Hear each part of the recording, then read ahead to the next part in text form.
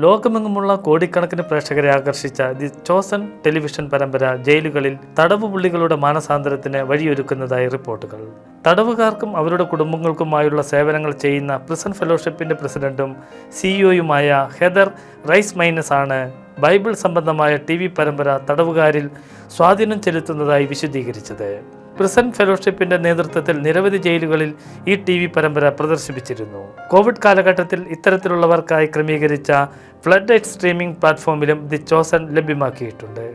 നൂറുകണക്കിന് ജയിലുകളിൽ ഇത്തരം പ്രോഗ്രാമുകൾ നടത്താൻ തങ്ങൾക്ക് കഴിഞ്ഞതായും ജയിൽ പുള്ളികൾക്ക് തങ്ങളിലേക്ക് തന്നെ തിരിയാനും ജീവിതത്തിൽ പരിവർത്തനം വരുത്താനും ഷോയിലൂടെ കഴിയുന്നുണ്ടെന്നും പ്രിസൺ മിനിസ്ട്രി അംഗങ്ങൾ പറഞ്ഞു. ക്രിസ്തു ലോകത്തിലേക്ക് വന്നത് എല്ലാവർക്കും വേണ്ടിയാണെന്ന യാഥാർത്ഥ്യം മനസ്സിലാക്കാൻ ഇതിലൂടെ മിക്കവർക്കും കഴിയുന്നുണ്ടെന്നും അവർ വ്യക്തമാക്കി. ഇതുവരെ ക്രിസ്തുവിനെക്കുറിച്ച് കേട്ടിട്ടില്ലാത്തവർക്ക് ക്രിസ്തുവിനെ അടുത്തറിയാനും ഇത്തരം ഷോകൾ സഹായിക്കുന്നുണ്ട്. കൂടുതൽ ജയിലുകളിലേക്ക് ഇത്തരം പ്രോഗ്രാമുകൾ എത്തിക്കാനുള്ള ശ്രമത്തിലാണ് പ്രിസൺ മിനിസ്ട്രി.